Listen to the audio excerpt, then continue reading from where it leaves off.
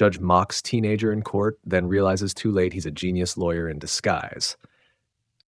Jalen Dawson stood in the courtroom, heart pounding, hands clenched.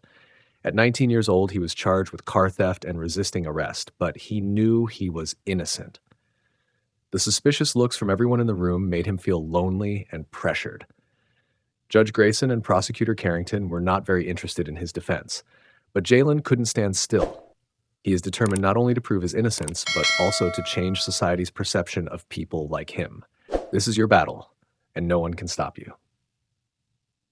Jalen Dawson, 19 years old, stood motionless before his calm exterior, unable to conceal the rising tension within.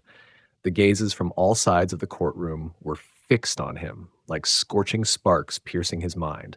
He was charged with car theft and resisting arrest, serious offenses that could change his life in an instant.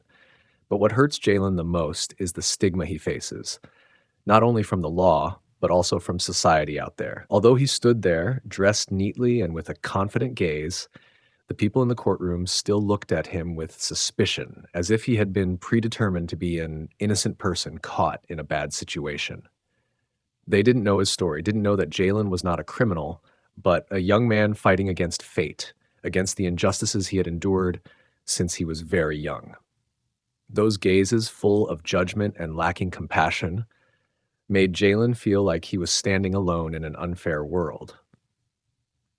You can't just stand still and accept that treatment, not only because he wanted to prove his innocence, but also because he couldn't let people continue to view him and others like him through a distorted lens.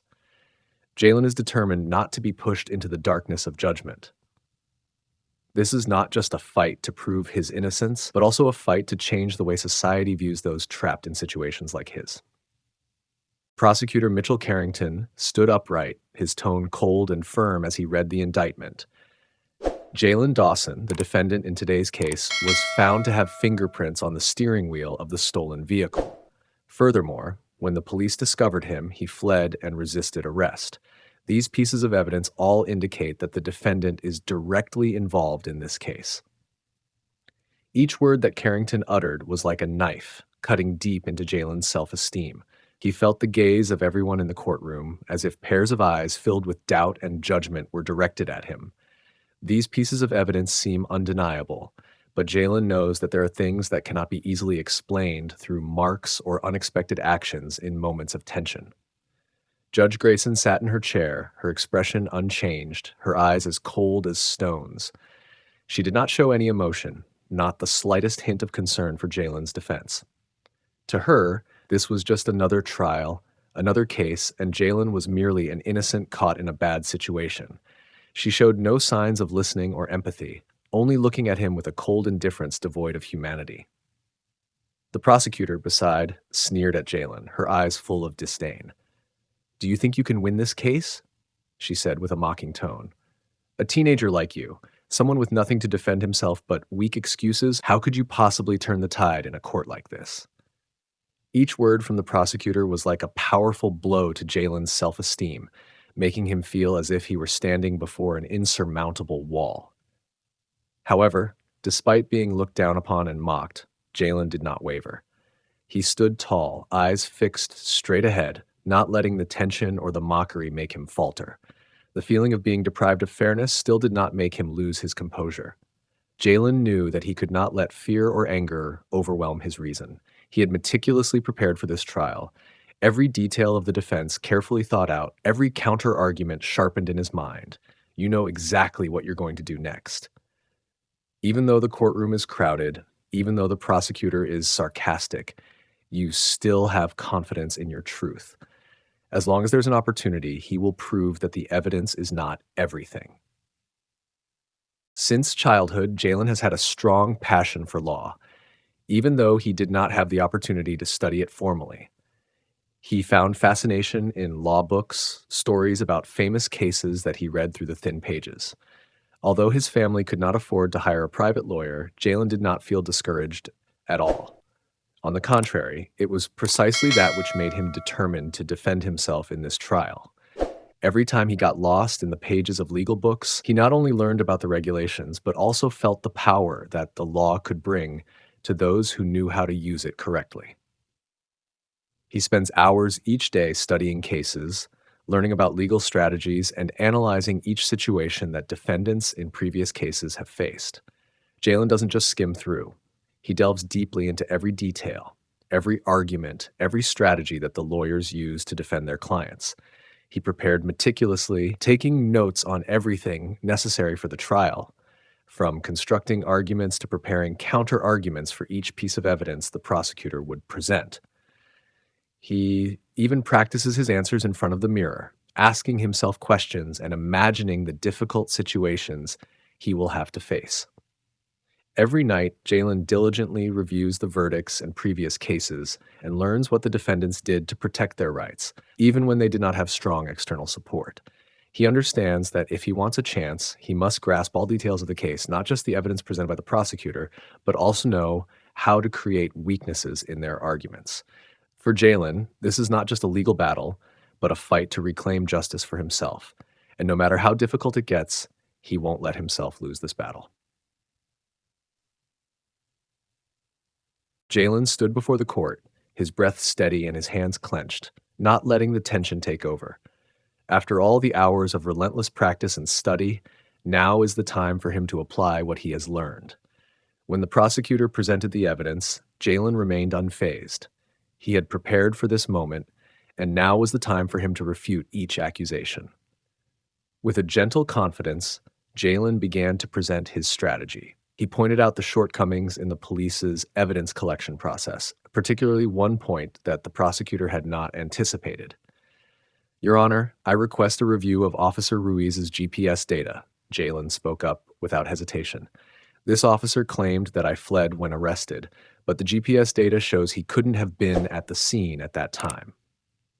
All the eyes in the courtroom immediately turned towards Jalen. He continued, without letting any hesitation interrupt him. "The data from Officer Ruiz's GPS proves that he was a considerable distance away from the scene at the time I was accused of fleeing." He slowly, word by word, clarified each detail, making those present unable to look away. This is the first step in the carefully crafted strategy that Jalen has built, not only to refute the existing evidence, but also to clarify the discrepancies in the witness's testimony. Jalen not only wants to prove his innocence, but also to show the injustice he has endured. The seemingly trivial details became crucial in his legal battle, and he knew that this was the opportunity to change everything. As the trial progressed, Jalen felt his strength gradually rising. He knew this was the crucial moment to refute every detail of the accusations against him.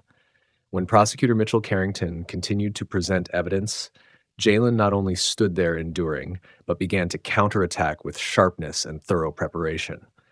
He requested an independent expert to verify the fingerprints that the police claimed were his on the steering wheel of the stolen car. "Your Honor, I request to summon an expert to verify this fingerprint," Jalen spoke up, his voice calm yet resolute. "There are too many doubts about the way this evidence was collected and handled. I don't believe that my fingerprints were properly verified." Jalen's words were like a small shock that caught the attention of the entire courtroom. Not just simply requesting a re-examination, but he is pointing out serious deficiencies in the evidence collection process of the prosecutor and the police. He continued to assert, "Moreover, the witness testimonies are also contradictory. One person said that I ran away, but they couldn't confirm the exact time or the location where they saw me. The testimony does not match the other evidence." Each of Jalen's statements was like a direct blow to the prosecutor's argument. Carrington, who had previously been confident and arrogant, now began to show clear signs of discomfort. He saw the prosecutor Carrington's expression change, from smugness to agitation. The weaknesses in the evidence that Jalen pointed out were undeniable, and he knew he was creating a significant gap in the opponent's argument. Jalen not only fights for his innocence, but also wants to point out the loopholes in the legal system, where injustice can easily creep in. He feels that this is the opportunity to reclaim justice not only for himself, but also for those like him, those who have no voice in society. The atmosphere in the courtroom became suffocating, each breath of Jalen seemingly blending into the dense silence enveloping the gallery. Prosecutor Carrington, who was always confident and decisive, now showed clear signs of hesitation. He saw each of his gestures becoming hurried, every word lacking the certainty it once had. The prosecutor tried to find new arguments, but could not refute the points that Jalen had pointed out. He had put him on the defensive, as the unconvincing evidence and testimonies gradually became clear in court. All eyes in the courtroom were fixed on Carrington, who no longer appeared confident but instead showed an unmistakable unease. The atmosphere was so heavy that it was palpable, each of his questions now echoing like dissonant notes, unable to salvage the argument that had been driven into a dead end. Jalen, meanwhile, remained calm, his bright eyes unwavering in the face of the tension created by the prosecutor. He knew that he had done the right thing, that every step and every word of his had been meticulously prepared, and now he just needed to stand firm to await the outcome. In this moment, the tension not only comes from the intellectual duel between Jalen and the prosecutor, but also from the very observation of those present in the room. The people sitting around, from the judges to the other members in the room, all noticed the change. Jalen, someone who previously seemed to have no chance, has now made everyone reconsider this case in a different light. When it was Raymond Whitaker's turn, the owner of the stolen car, to take the stand, the atmosphere in the courtroom became more tense than ever. All eyes were on him, standing before the court, ready to give testimony that could completely change the course of the trial. Whitaker, a middle-aged man with a stern expression, began to speak, his voice clear and resolute. "Your Honor, I affirm that the person who stole my car is not Jalen Dawson. The person I saw was a young white man, not him," Whitaker said, looking directly at Prosecutor Carrington. His testimony not only denied all the evidence against Jalen, but also created a significant shift in the trial. The entire courtroom fell silent for a moment. No one could have predicted this sudden turn. Prosecutor Carrington, who had previously always appeared confident with the evidence he presented, now stood frozen in confusion, unsure of how to react. Whitaker's testimony left him with nothing to rely on in defending the evidence that had been presented. The truths that Carrington had tried to construct suddenly shattered before a powerful and clear testimony. Everything in the courtroom seemed to be turned upside down, and the eyes of those in the room began to reassess the entire case, with doubts gradually arising about the authenticity of the evidence presented by the prosecutor. Both Jalen and the courtroom observers felt this sudden change. Whitaker's words not only undermined the prosecutor's arguments, but also brought a glimmer of hope to Jalen. He knew that he might have a chance to prove his innocence, but he still couldn't ignore the rising tension in the air. As the trial continued, a small but noticeable change occurred in Judge Grayson's demeanor. Previously, he always appeared cold and indifferent to Jalen's defense, but now he is starting to listen more attentively. However, his gaze still betrayed his discomfort, and occasionally a frown would cross his stern face. Although he seemed to be trying to maintain fairness, Jalen couldn't help but sense the bias in the judge's perspective, a viewpoint he knew stemmed not only from a lack of understanding of the case, but also from prejudice against his skin color and age. This feeling surged within Jalen, and he could no longer remain silent. Each word from the judge was like a cold splash of water on his heart, but it was precisely that which gave Jalen strength. He couldn't stand still and let the injustice pass by without reacting. With a resolute and strong voice, Jalen stood up, his eyes shining brightly, looking straight at Judge Grayson. "Your Honor, I cannot remain silent while you regard me as worthless simply because of my skin color and age," he spoke up, his voice calm but unable to hide his indignation. "I am not the person you think I am, and I will not accept being judged by unfair standards. I stand here today not only to prove my innocence, but also to highlight the discrimination I have endured." The courtroom fell silent. Jalen's words not only exposed the unfairness in the judge's attitude, but also revealed the truth about the challenges he had faced throughout his life. Although Judge Grayson did not respond immediately, his gaze began to change. No longer was there contempt or indifference, but a different recognition, as if for the first time he truly saw the pain and resilience in Jalen's eyes. He doesn't just fight for himself, but also fights for those who are looked down upon and unfairly judged in society. After a long and tense trial in a silence as thick as a fog, all eyes in the courtroom were fixed on Judge Grayson. Everyone was waiting for the final decision, especially Jalen, who had fought not only for his innocence, but also against the deep-seated prejudices he had faced for so long. The arguments, the details about the shortcomings in the evidence, and the injustice in the perception were presented sharply by Jalen. Every sentence, every word he spoke was aimed at the ultimate goal: justice. Judge Grayson looked at the case file once more, then slowly raised his head, his gaze no longer dry and cold as before. He took a deep breath before announcing, his voice echoing throughout the room, "This case lacks sufficient grounds for conviction. All charges are dismissed." Judge Grayson's statement suddenly changed the atmosphere in the courtroom. A wave of surprise spread from those present in the courtroom to Jalen himself. All were stunned, unable to believe what they had just heard. The courtroom fell silent, no one spoke, and there was only a strange feeling of the sudden change.